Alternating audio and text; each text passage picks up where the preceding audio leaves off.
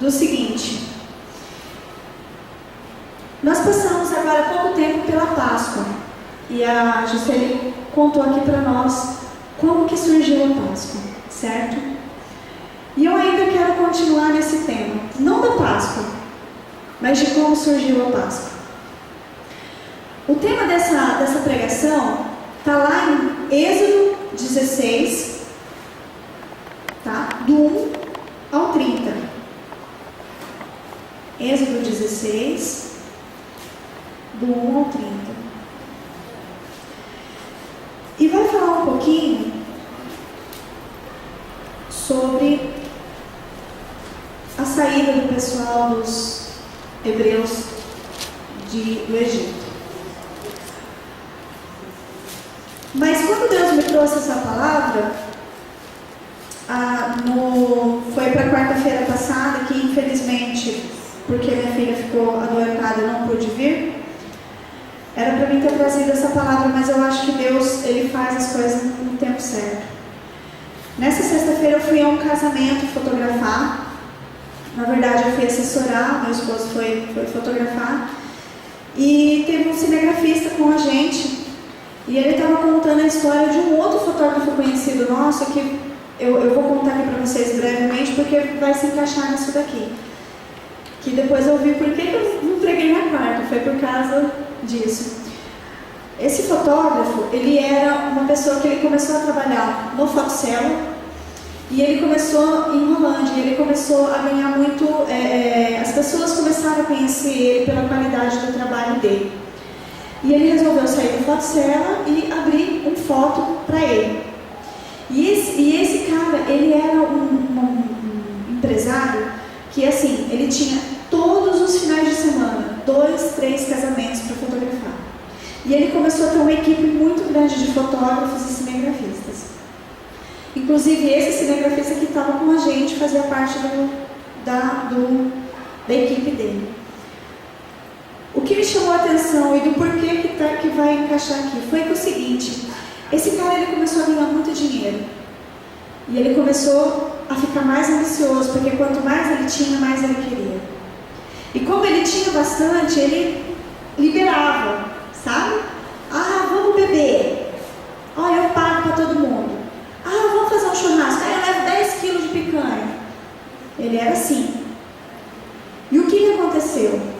Êxodo 16, do 1 ao 30. Aí o que começou a acontecer? Ele começou e andava com pessoas que fumavam droga, que usavam droga, pessoas que viviam na prostituição. Ele era casado, tinha filhos, ele começou a se envolver com uma funcionária dele, ele começou a se perder em tudo isso que ele tinha. E o que aconteceu? Ele acabou com o casamento, destruiu o casamento, a empresa dele faliu, a empresa dele está praticamente a zero. E essa amante, que agora não é a esposa porque não casaram ainda, não legalizaram isso ainda, que está tentando sustentar isso. Porém, o que acontece? Ele está tendo a oportunidade de consertar, de começar de novo. Mas ele ainda, o que ele faz? Ele ainda sente falta daquela vida que ele tinha antes.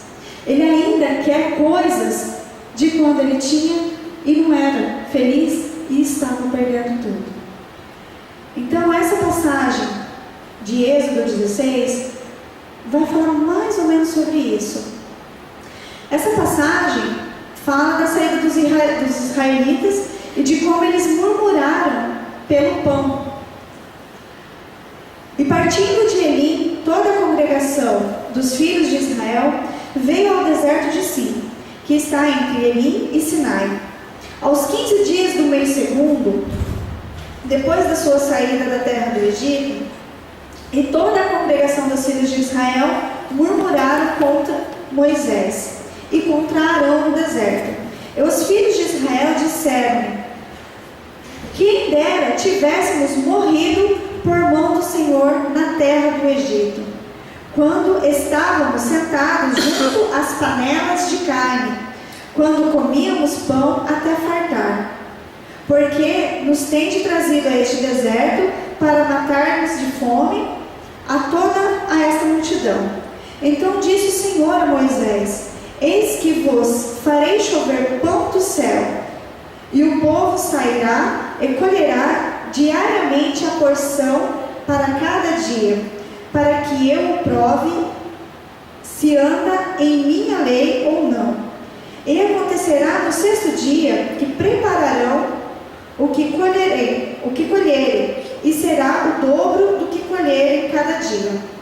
Então disse Moisés a Arão, a todos os filhos de Israel: à tarde sabereis que o Senhor vos tirou da terra do Egito, e amanhã vereis a glória do Senhor, porque ouviu as vossas murmurações contra o Senhor.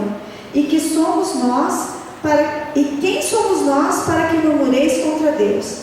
Disse mais Moisés: isso será quando o Senhor à tarde vos der carne para comer, e pela manhã pão a fartar. Porquanto o Senhor ouviu a vossa murmuração, com que murmurais contra ele. E quem somos nós? As vossas murmurações não são contra nós, mas sim contra o Senhor. Depois disse Moisés a Arão: disse a toda a congregação dos filhos de Israel: chegai-vos à presença do Senhor, porque ouviu as vossas murmurações. E aconteceu que, quando falou Arão a toda a congregação dos filhos de Israel, e eles se viraram para o deserto, eis que a glória do Senhor apareceu nas nuvens. E o Senhor falou a Moisés, dizendo: tenho ouvido as murmurações dos filhos de Israel. Fala-lhes dizendo: entre as duas tardes comereis carne, e pela manhã vos fartareis de pão, e sabereis que eu sou o Senhor vosso Deus. E aconteceu que, à tarde, subiram codornizes e cobriram o arraial, e pela manhã jazia o orvalho ao redor do arraial. E quando o orvalho se levantou, eis que sobre a face do deserto estava uma coisa miúda, redonda, miúda como uma geada sobre a terra. E vendo-a, os filhos de Israel disseram uns aos outros: que é isto? Porque não sabiam o que era. Disse-lhe, pois, Moisés: este é o pão que o Senhor vos deu para comer. Esta é a palavra que o Senhor tem mandado. Colhei dele cada um conforme ao que pode comer, uma homer por cabeça, segundo o número das vossas almas. Cada um tomará para o que se acharem na sua terra. E os filhos de Israel fizeram assim, e colheram uns mais e os outros menos. Porém, medindo com o homer, não sobejava ao que colhera muito, nem faltava ao que colhera pouco. Cada um colheu tanto quanto podia comer. E disse-lhes Moisés: ninguém deixa dele para amanhã. Eles, porém, não deram ouvido a Moisés. Antes, alguns deles deixaram dele para o dia seguinte, e criou bichos, e cheirava mal. Por isso, indignou-se Moisés contra eles. Eles, pois, o colhiam cada manhã, cada um conforme ao que podia comer, porque, aquecendo o sol, derretia-se. Eu falei até o 30, mas eu vou ler só até o 21, tá? Irmãos, essa palavra, quando eu ouvi ela a primeira vez, eu fiquei meio sem entender. Porque assim, o título que nós podemos dar a essa palavra, que eu quero dar a essa palavra é: Deus tirou você do Egito. Mas o Egito, ele saiu de você? O Egito saiu de você? Então, quando eu ouvi essa pregação a primeira vez, eu fiquei imaginando o que ela queria dizer. E a princípio eu fiquei pensando assim, igual a moçada fala, né, que ela era meio sem noção. Que Deus tira a gente do Egito, mas será que o Egito sai da gente? Como assim? Se eu sair do Egito, como que o Egito vai ficar dentro de mim? Né? Eu fiquei achando sem noção. Mas aí depois eu lendo o texto, e eu ouvindo a explicação durante uma pregação sobre isso, eu percebi que muitas vezes realmente o Egito permanece dentro de nós. E muitas vezes ele cria raiz no nosso coração, ele cria raiz na nossa alma. O primeiro ponto que eu quero trazer para vocês aqui é relembrar com vocês pessoal foi parar no Egito. Todos sabem que o Egito é uma terra, era e é uma terra de vários deuses, é uma terra politeísta. Se está muito sol, eles fazem uma adoração para o sol. Se está chovendo demais, eles adoram a chuva. Se está escuro, eles adoram a lua. Eles eram assim. Se precisasse, vamos fazer um gato para a gente adorar, para parar de tossir. Né? Então, eles sempre foram assim. Eles tinham muitos deuses. Mas, como que o povo de Deus, que adorava somente a Deus, foi parar numa terra dessa? Então, aí a gente tem que voltar. Lá no tempo de José, quando José foi vendido pelos seus irmãos e José foi parar na terra do Egito.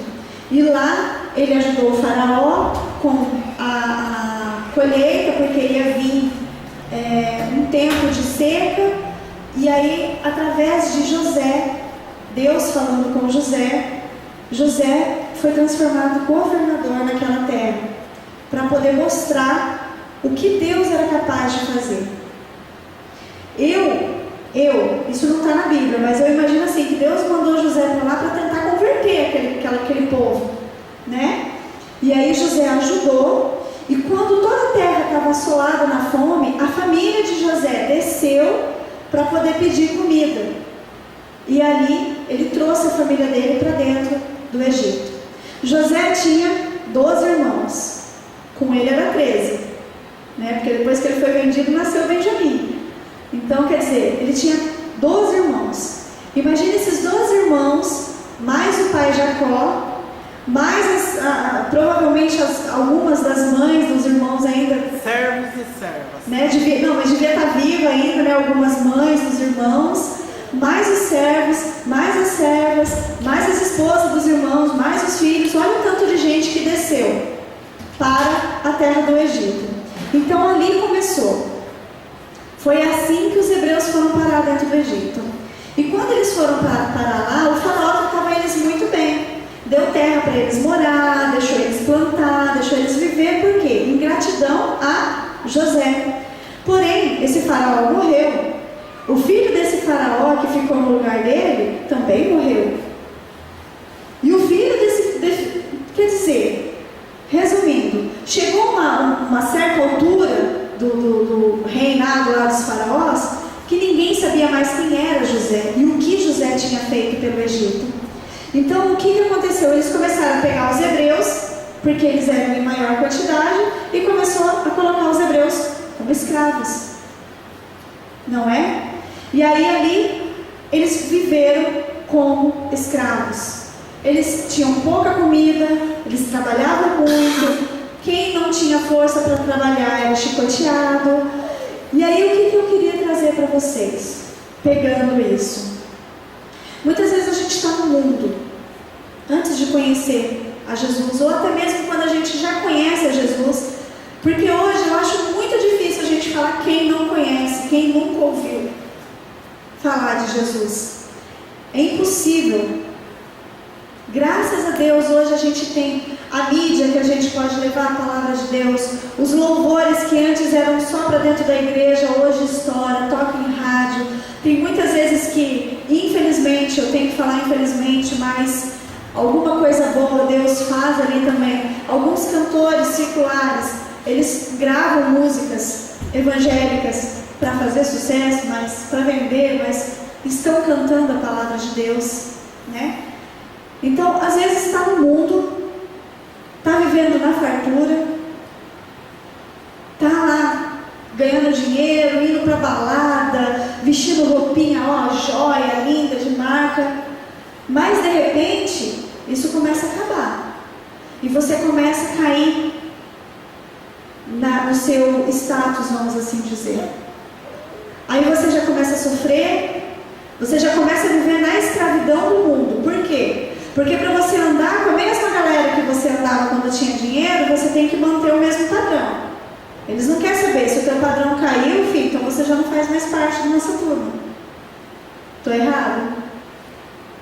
Se você quer continuar comendo as mesmas coisas que você comia quando você saía, nos mesmos lugares, se você não tem dinheiro, você vai ter que dar um jeito, vai passar cartão, estourar o limite. Ou seja, você começa a viver na escravidão do mundo. Você começa a ser escravo daquilo que o mundo está querendo.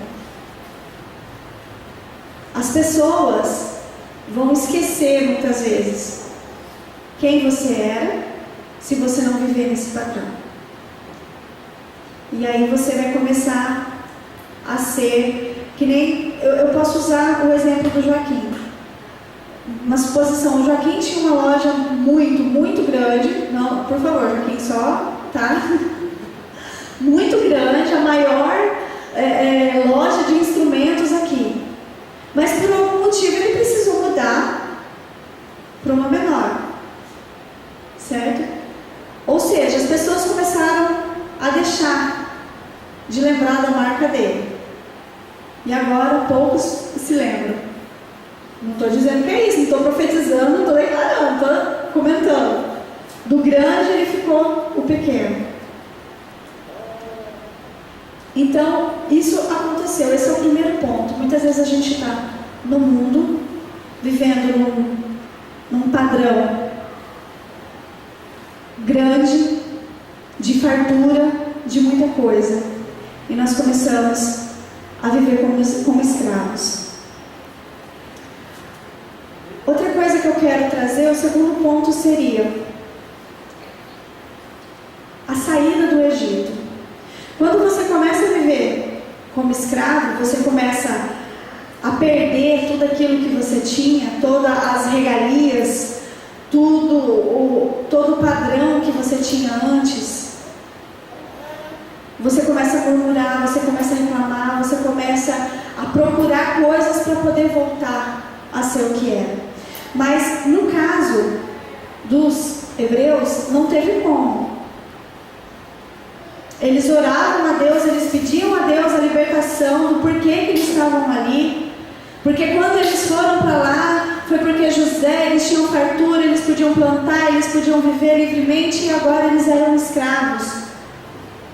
E eles pediam por alguém para tirar eles desse mundo. Assim somos nós. Quando a gente começa a virar escravo do mundo, começa a ter que viver conforme o padrão que o mundo dita para nós, nós temos que usar as roupas que eles querem, senão a gente não se adequa àquilo que ele está querendo.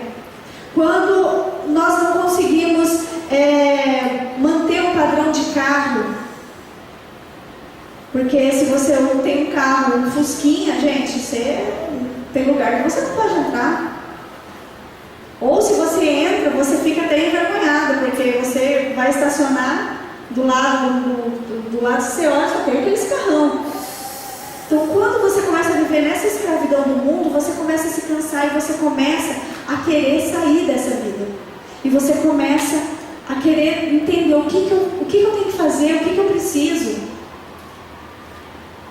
E muitas vezes, quando você começa a procurar isso, o que eu preciso, o que eu tenho que fazer para sair dessa vida, você se depara com o seu Moisés, que é Jesus Cristo. Uma vez eu escutei numa aula de teologia que a gente pode pegar, como que fala, Joaquim, quando você usa duas histórias?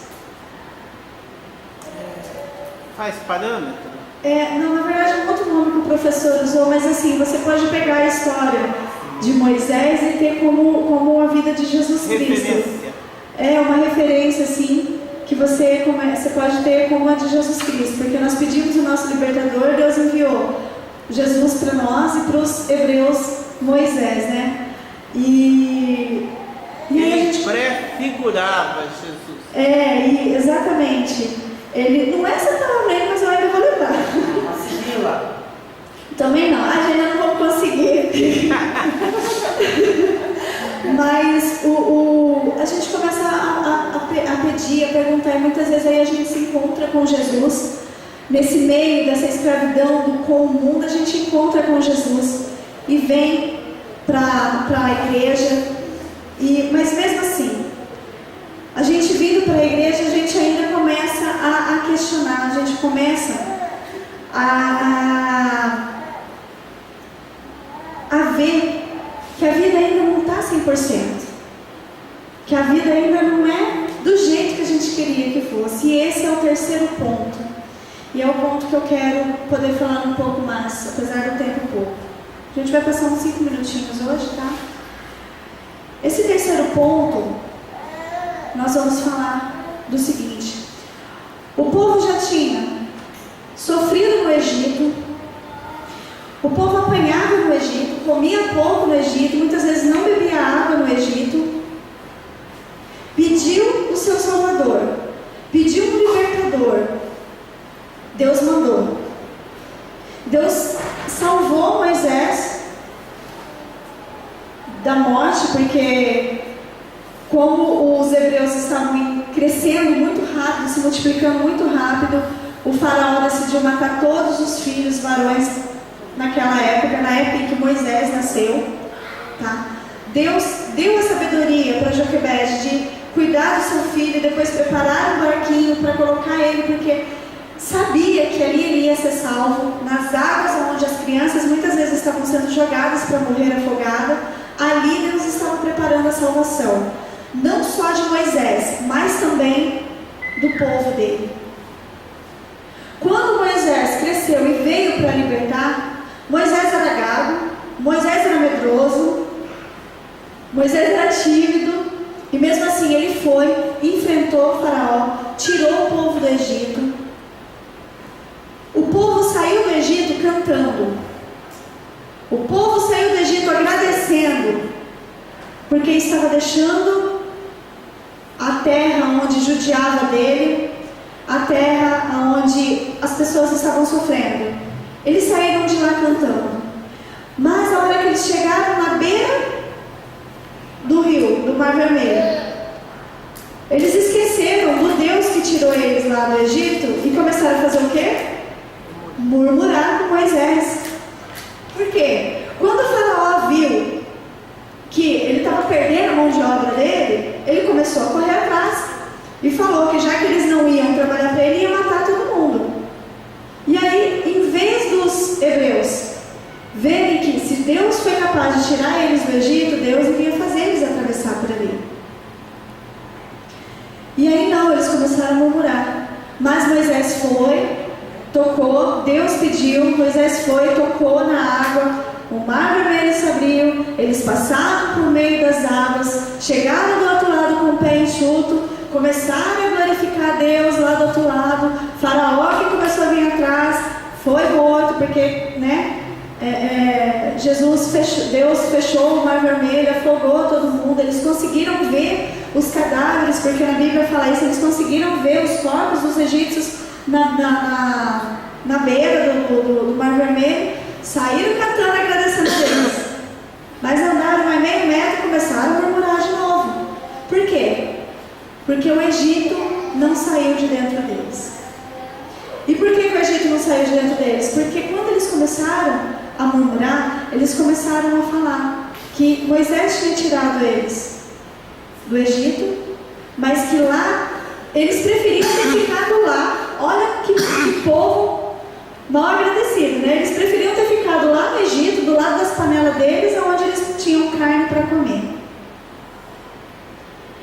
Mas, o que acontece?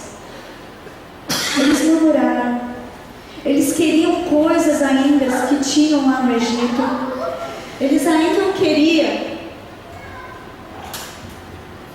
eles ainda estavam sentindo falta de coisas lá do Egito, mas Deus ainda falou para eles, Deus ainda cuidou deles. Deus mandou a carne que eles queriam, Deus mandou o pão para eles não passarem fome. Deus cuidou. E o que acontece? Muitas vezes a gente está aqui dentro da igreja, pede para que Deus nos salve, aceita Jesus como nosso Salvador, e a gente quer que tudo seja instantâneo.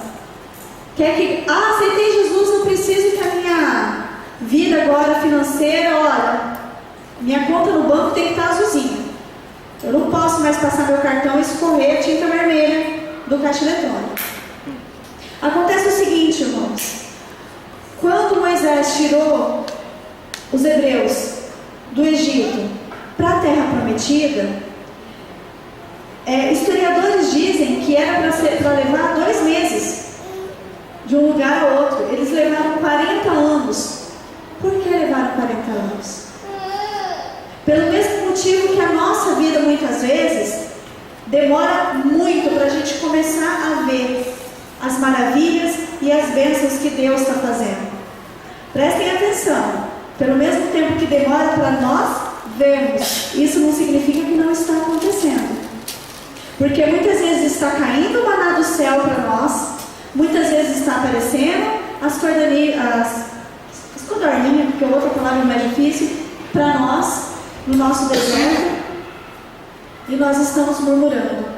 Os hebreus levaram 40 anos para chegar na terra prometida porque eles murmuraram, porque eles não obedeceram.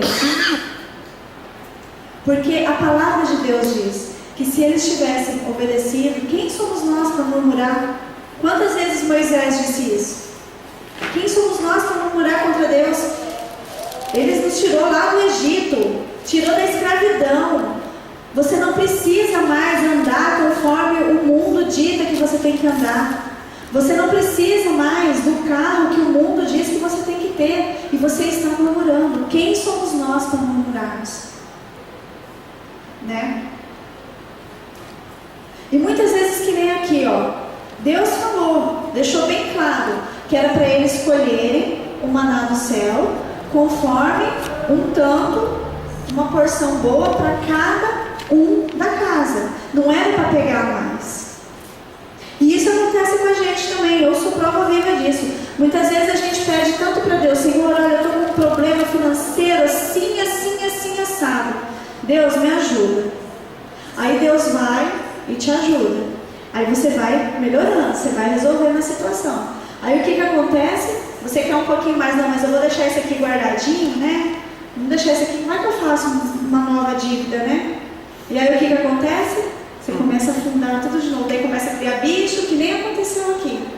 A ganância, essas pessoas foram gananciosas, não creram que Deus ia suprir no outro dia. E muitas vezes nós somos assim. Nós não cremos que amanhã, depois vai vir, Deus vai suprir, Deus vai fazer. Então muitas vezes demora 40 anos para a gente chegar na nossa terra prometida, porque nós não cremos, porque nós não acreditamos, porque nós não confiamos e porque nós murmuramos demais. Então, para que não aconteça de criar bicho, não vamos pegar a mais, não vamos querer mais do que aquilo que nós precisamos. Eu demorei muito para aprender isso. Senhor, eu não quero luxo, eu quero apenas aquilo que eu preciso, aquilo que é necessário. Então vamos tirar o Egito de nós. Não vamos querer, igual muitas vezes eu já falei, muitas vezes eu falei até para o meu marido. Pensei comigo, falei, nossa amor, a gente indo na igreja, eu dando dízimo, nós estamos nessa situação. Nossa, quando a gente não fazia isso, quando a gente veio para a igreja, estava folgado, dava para a gente fazer churrasco todo fim de semana. Olha o Egito aí dentro. Mas porque quando eu estava no mundo, porque quando a gente não estava na igreja, era assim, assado, a gente não... Olha o Egito aí dentro. Olha o Egito fazendo raiz no seu coração, na sua alma. Muitas vezes está aqui levantando a mão, agradecendo, louvando, e depois lá em casa fica pensando: mas sei não, viu? Cara, se eu não tivesse lá na igreja, se eu não tivesse que cumprir tudo aquilo que o pastor fala que tem que ser, eu já tinha trocado de carro, já tinha feito um financiamento, porque o pastor fala que não pode fazer financiamento. Olha o Egito aí. Então vamos, irmãos, vamos, já que Deus nos tirou do Egito, vamos tirar o Egito da gente, ou melhor, não vamos deixar nem que ele fique dentro de nós. Vamos deixar o Egito lá no Egito. Eu espero que a palavra de hoje tenha entrado no coração de vocês. vocês tenham tirado lições dela. Eu quero pedir que os irmãos fechem seus olhos, eu quero fazer uma breve oração. Quero que os irmãos peçam também para o Senhor mostrar para os irmãos qual é o Egito que está dentro de você. Aleluia, Senhor.